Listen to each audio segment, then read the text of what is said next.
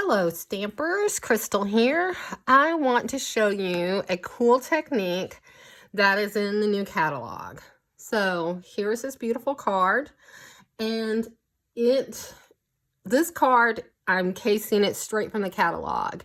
You've got to remember that the catalog says idea book. It is an idea book, so don't be afraid to take a card from the catalog and recreate it. And that's a big part of why I'm doing, and my downline Shannon are doing the case challenge, so that you can see that even if you don't have the stamp set, you can make a card that looks similar to a card from the stamp set. So this is the card we'll be doing today. So I will be using our watercolor paper.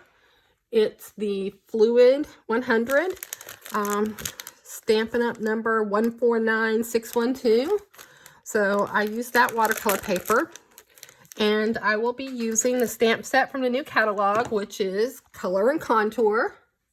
I have gone to doing something because I want to keep track of them. I used to just put my dies in another die box, but I've gone to sticking a magnetic sheet inside. This one had to have two magnetic sheets because it won't all fit on the same page. But I've gone to sticking the magnetic sheet inside. Normally, if it was a smaller one, it would just be like one like this. So that I keep my dies that go with my sets together. So anyway, we'll be using this set, and we'll be using this die from this set. We'll use this stamp and this stamp from it. All right. I will be using the In Colors. I'll be using Fresh Freesia, Polished Pink, Pale Papaya, and Soft Succulent. I will not be using the Evening Evergreen, so I'm going to set it aside. Used to, when we had the old version of stamp pads, you could just do what I call squishing. You could squish it up like this, and you would get a nice little well of ink. It's a little bit harder to do that. So you can do it one of two ways. You can open up your ink pads like I'm doing here, and you can put a drop of Reinker in your well here. I call this the well.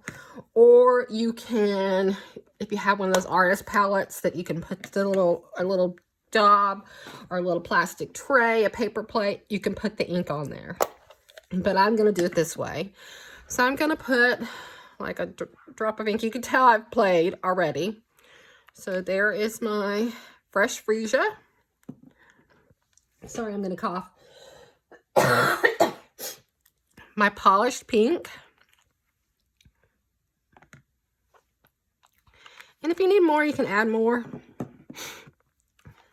This is the Papaya. And then the Soft Succulent. I think I have enough in there, so I'm going to leave that alone. All right, I have already pre-cut and dye the watercolor paper, and I'm gonna move it. Make sure that you guys can see. Yes, you can. All right, I'm gonna use an aqua painter. I like the finer tip for this. That's my personal preference. I'm gonna ink up over here and get a little ink on my tip, and then I'm getting ink from my fingers. I'm just going to rub it across my paper. And the nice thing about the watercolor paper is that you can go back. So if I want it a little darker, I could go back and do a little darker. The more you squeeze, the more water comes out. So you want to be careful because you don't want your paper, just soaked. But so if I want a little darker, I can come back like that. And then it's real easy. I'm just going to clean it out like this. If I need to clean it a little more, I could squeeze it. And then I just, sometimes even on my paper, I do it. So now I'm going to do my next line is the pink, the Polished Pink.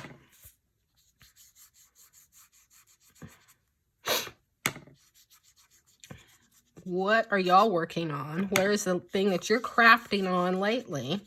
What is exciting you? I hope many of you have gotten your catalogs. What's your favorite set out of the catalogs? All right, so I'm going to go ahead and close these up and get them out of our way. So Fresh Freesia is going out of the way. The Polished Pink is going out of the way. Now we're down to the Papaya and the Succulent. So I would say I have way too many in the new catalog that are my favorites. I love these new in colors. I need to make this a little bit more, it's a bit darker than I was wanting, so I need to try to watercolor it out. There we go.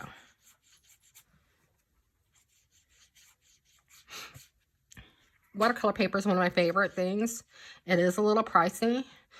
If we do have some of the best quality of watercolor paper. If you're on a budget, you could probably get it at a hobby store, but ours will hold up and stand the test of time. When I first started, I used some hobby store one because it was really thin and I could, it was a big box and I could cut a bunch of it. But I found that our watercolor paper is really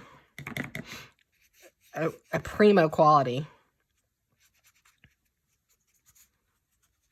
All right, so now if you were going to go ahead and just start stamping right now, I would suggest that you use your heat tool, your embossing tool, and dry it. I prepared in advance another sheet. So here's this. Here's what the card looks like. So you see, every time you're going to get different. And this is the one that I did in advance so that it would be dry. It's still a little damp. Hopefully I'll get a good ink stamp on it.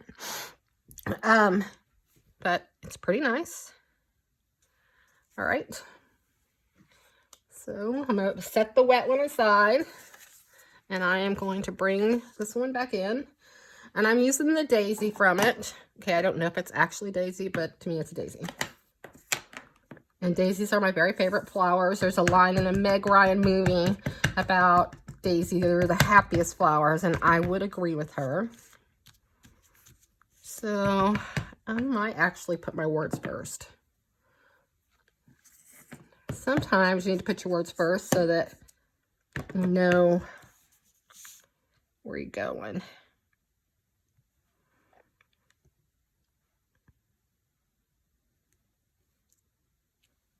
Here we go. Set my words aside. All right, let's do this flower. I'm going to stamp off a little bit here.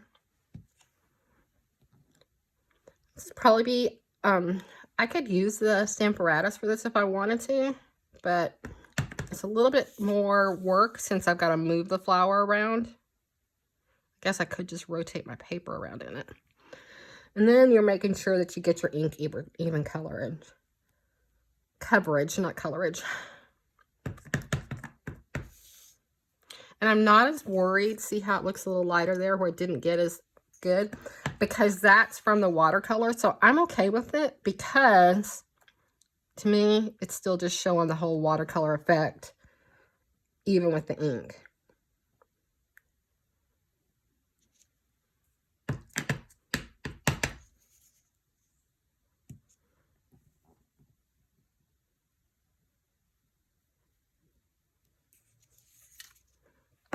So if I wanted to, I could have done it with the Stamparatus. And it might be a good thing if you want a darker image than I got here this time. You may want to use the Stamparatus and then just rotate your paper around, because with the Stamparatus, you can re-ink and get it back in the exact same place. I personally am okay on this card. Because it's a watercolor card, I think that it gives that whole watercolor effect. And I cut some of the fresh freesia paper, just like I did before, and I will mount it on here with some dimensionals. And that is my card for today. So I hope you enjoyed that watercolor technique. Have a great day.